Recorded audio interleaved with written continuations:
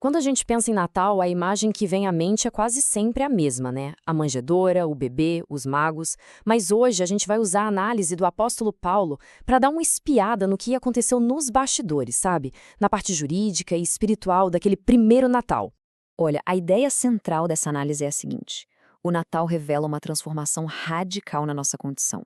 É uma virada de chave, uma passagem de escravos para filhos e herdeiros de Deus. Então vamos lá, vamos mergulhar de cabeça nisso. A gente vai usar a carta que Paulo escreveu aos Gálatas, lá no capítulo 4, para entender esse evento que é, ao mesmo tempo, super profundo, jurídico e espiritual. E esse trecho de Gálatas, nossa, ele é a peça-chave. Pensa que palavras como herdeiro, escravo, resgatar e adoção são as peças de um quebra-cabeça. E é exatamente isso que a gente vai montar aqui juntos. Mas para a gente entender a solução, primeiro a gente precisa entender o problema, certo? Qual era a situação da humanidade antes desse Natal? Como é que alguém podia ser um herdeiro e ao mesmo tempo viver como se estivesse acorrentado? Para explicar isso, Paulo usa uma analogia que era super comum na cultura greco-romana da época. Pensa só, um garoto herdeiro de uma fortuna imensa. Legalmente, tudo aquilo é dele. Mas no dia a dia, como ele ainda é menor de idade, ele não tem mais liberdade do que um escravo da casa. Ele vive sob a supervisão de tutores, de administradores, até o dia que o pai determinou. A promessa da herança está lá, mas o acesso, esse ainda não foi liberado. E essa escravidão, segundo Paulo, era esses stoicheia, os rudimentos do mundo. O que é isso?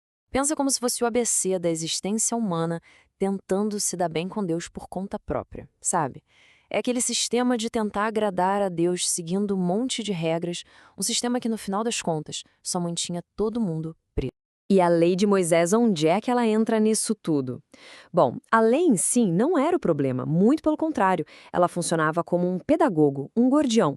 A função dela era como um espelho, mostrar pra gente a nossa bagunça, a nossa incapacidade de atingir o padrão de Deus. Ela nos vigiava, nos apontava o erro, mas não tinha o poder de nos libertar. No fim, nos deixava nesse estado de impotência. Só que essa situação não era para sempre. A história toda estava caminhando para uma grande missão de resgate. E o momento dessa missão, olha, não foi por acaso. Foi perfeitamente calculado. Quando o texto diz vindo à plenitude do tempo, é como se dissesse que Deus preparou o palco da história nos mínimos detalhes. Tinha a tal da Pax Romana, que trazia uma estabilidade para o império e permitia que as pessoas viajassem com segurança.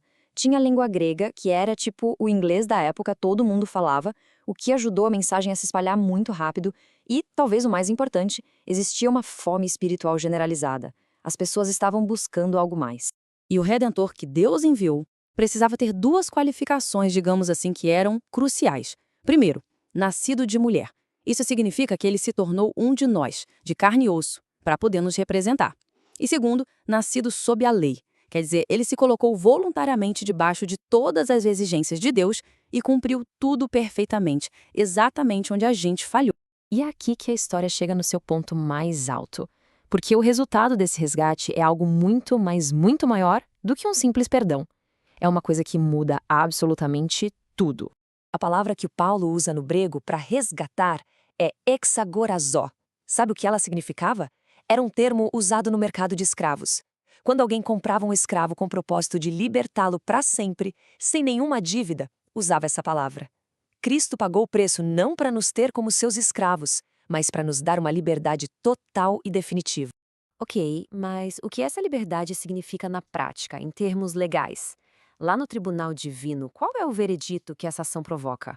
O resultado é o que a teologia chama de justificação. E olha, isso não é sobre se sentir melhor. É um veredito judicial, é uma declaração oficial. Imagina a cena. No tribunal de Deus, o nosso status era culpado. Aí Cristo entra em cena, paga a nossa dívida com a vida dele e oferece o histórico perfeito dele como se fosse nosso. O juiz bate o martelo e declara justo, não por algo que fizemos, mas pelo que ele fez. Mas agora vem a parte que é, para mim, uma das mais incríveis dessa análise. A justificação nos tira do banco dos réus, o que já seria fantástico, né? Só que a adoção vai muito além. Ela não só nos livra da condenação, mas nos coloca na mesa de jantar da família de Deus, com o nome, com honra, com todos os direitos e privilégios de um filho. Certo? Mas como é que essa verdade, que parece tão teológica, tão abstrata, se transforma num jeito de viver completamente diferente? Como essa mudança de status no papel, digamos assim, revoluciona a nossa experiência do dia a dia? Então, o processo tem 2 passos. Primeiro, o que Cristo fez na cruz nos dá o status de filho. Isso é um fato, uma realidade legal, objetiva, que não muda se a gente está se sentindo bem ou mal.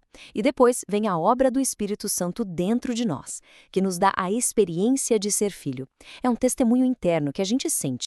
E qual é a prova, a evidência de que essa experiência é real? É uma forma totalmente nova de se relacionar com Deus. O Espírito Santo nos impulsiona a chamar Deus de Abba, Pai. É uma expressão que vem do coração, de uma intimidade profunda. Essa palavrinha Abba é aramaico e tem um peso enorme. É o jeito que uma criancinha chamaria seu pai. É como papai. Pensa bem, um escravo jamais, em hipótese alguma, se dirigiria ao seu senhor com essa familiaridade toda. Esse chamado é a maior prova de que aquele medo de escravo foi trocado pela confiança e pelo amor de um filho. E aí a gente chega no ponto central de tudo isso, na aplicação prática, o contraste entre duas formas de viver. A lógica do escravo é eu obedeço para não ser punido, ou para tentar ganhar algum favor. A motivação é o medo. Já a lógica do filho herdeiro é completamente diferente. É eu obedeço porque eu amo o pai que já me deu tudo. A motivação é o amor, é a gratidão. Essa imagem fecha a ideia com chave de ouro. Se esforçar para merecer o favor de Deus, isso é mentalidade de escravo, não de filho. A grande mensagem de Gálatas 4 é um convite para a gente parar de tentar pagar por uma salvação que já nos foi dada de presente. Então o chamado é esse: descanse. Descanse naquilo que Cristo já fez e que está terminado. Aproveite a generosidade do Pai. A herança já é nossa. A nossa tarefa não é lutar para conquistá-la, mas simplesmente viver a partir dela. E, para fechar, fica uma pergunta para a gente pensar. Neste Natal, qual lógica tem guiado a nossa vida? É a lógica do herdeiro, que aproveita um presente que recebeu? Ou será que ainda é a lógica do escravo, que vive tentando merecer esse presente?